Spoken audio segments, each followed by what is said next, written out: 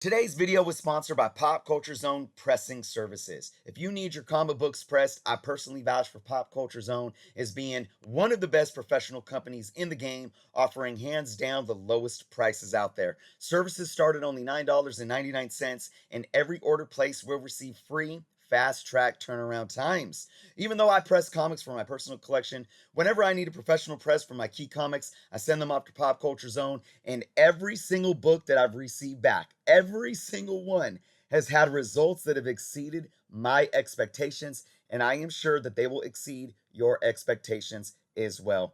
Make sure you go check the link in the description below to head over to their website, popculturezone.com, for complete details on services and how to begin your order. The comic book industry as it stands right now. I have always been an optimist of the comic book community, and I am still. When people talk about how it's the 90s all over again, I've always said, well, look, no, it's not. It's not the 90s because people aren't mass producing comic books.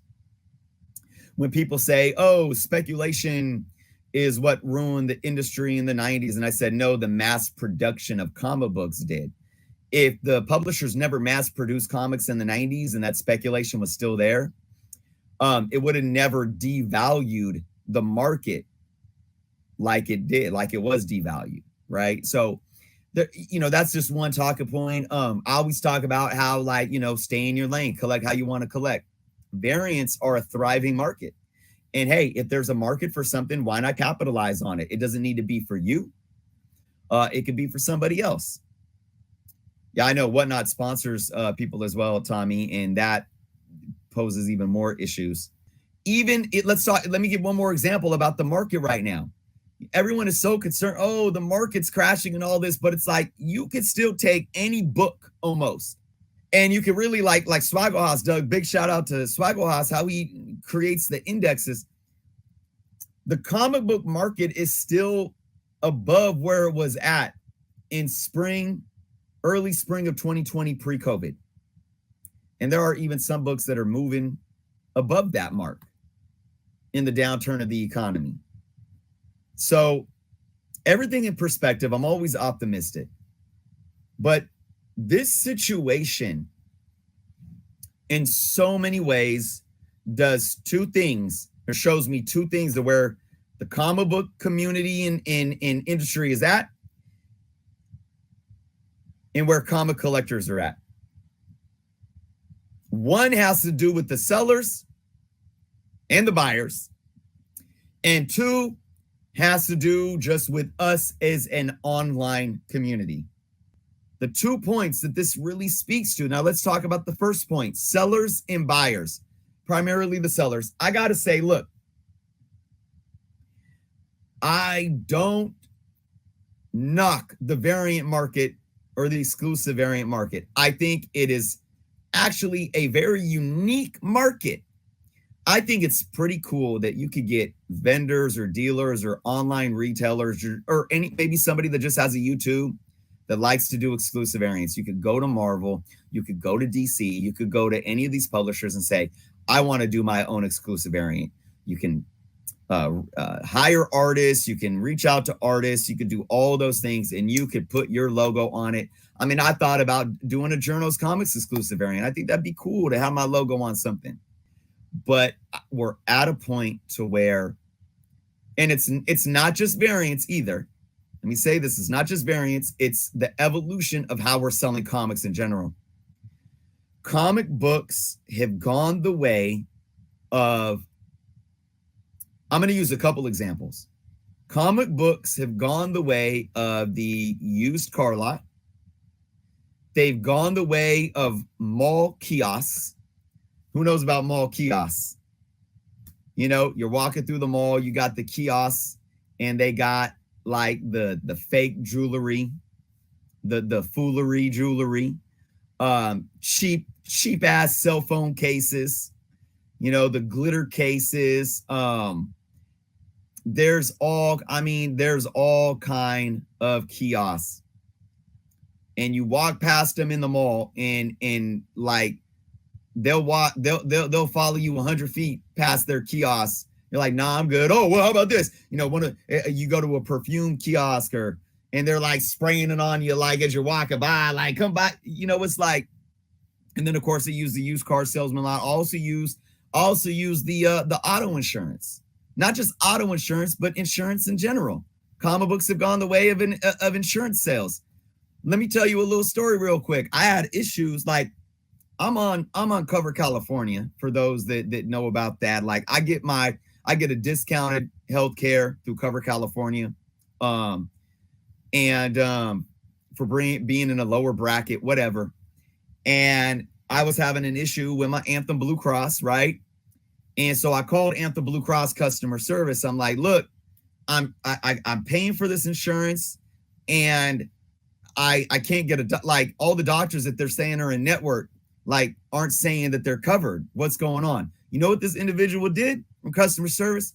Man, what do you want? I was like, the Anthem Blue Cross EPO.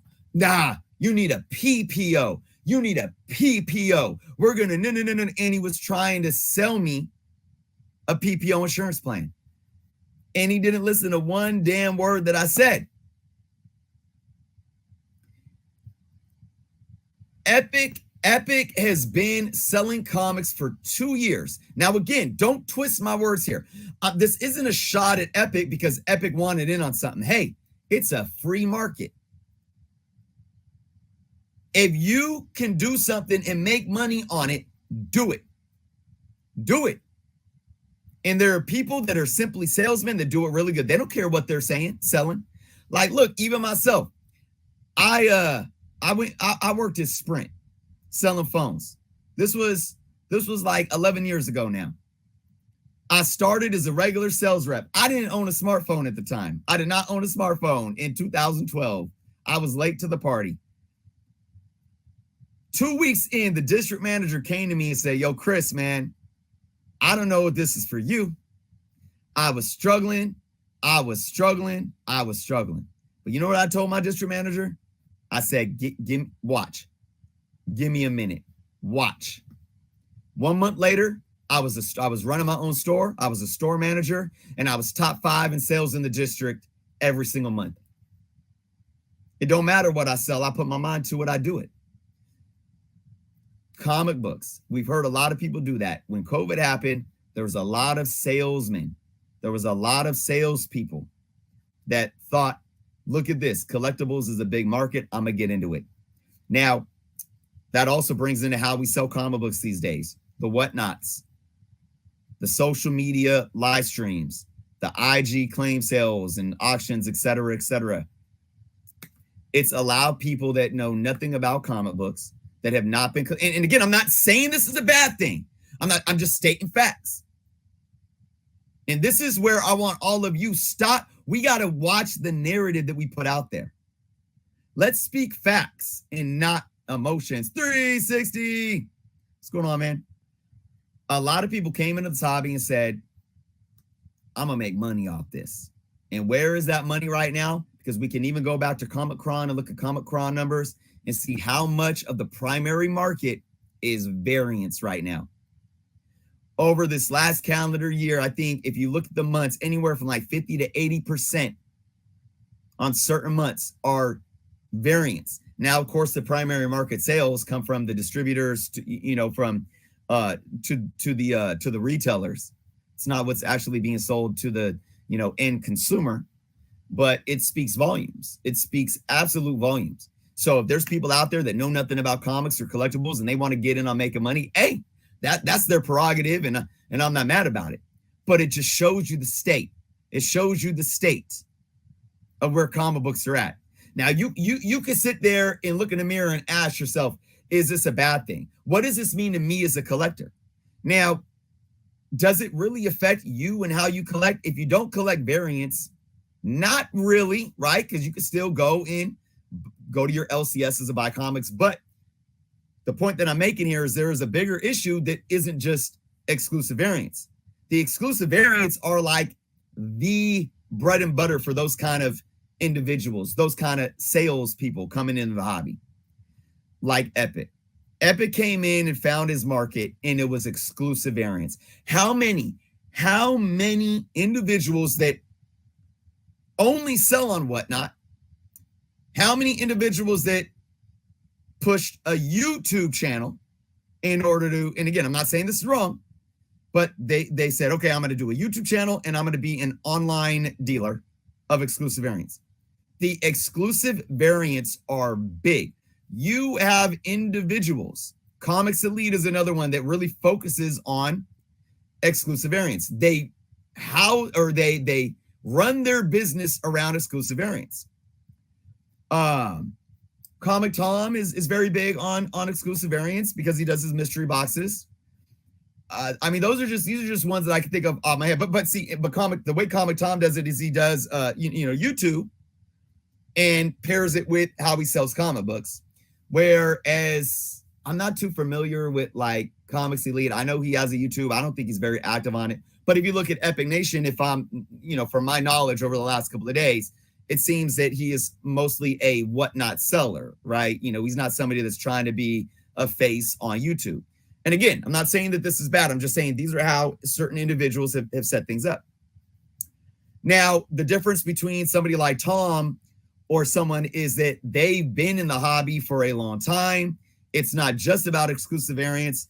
And if I'm familiar with, like, I don't even think Tom was doing the comics or doing mystery boxes like right away. I know his father owned a comic book store, so he was born into that. But then, okay, let me kind of slow down and not get too sidetracked. The point that I'm saying is, you got people focusing on their niche and doing it the way that they feel works best for them. But it has the ability to bring in a different environment or a different energy and feel for selling comic books. And sometimes if it's somebody that doesn't have love for the hobby and the comics themselves, it can very much feel like insurance sales. It could very much feel like a used car salesman, and it could very much feel like a mall kiosk. This doesn't mean that this is just inherently a bad thing. It doesn't mean that everybody's unethical, like Brendan had said.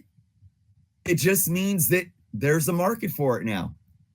And then how do the consumers pair with the sellers? Because they buy into it. And that goes back to that one comment that somebody said, I don't think this is going to kill Epic's business because some of his consumers are as shady as him. Now, I wouldn't say that they're as shady as him. It's not really about being shady necessarily, but it's about the second piece, what it means for the comic book online community. There is also a lot of money. What makes certain individuals that may have a mall kiosk vibe, what makes them sustainable? Is the online consumer community mentality. And it's stardom. And this is why I said in the beginning of the stream, it's a very cultural phenomenon. It's a cultural phenomenon that allows people like Epic to have a platform as a salesman and to maybe even have this type of red flag situation show up, target on him and still maintain a profitable business. Because many of his followers are hooked to the stardom. They're not even necessarily hooked to the comics that he puts out. And again, I'm saying he is an example. This can be for a lot of people. People have a dopamine fix when they go into a live stream.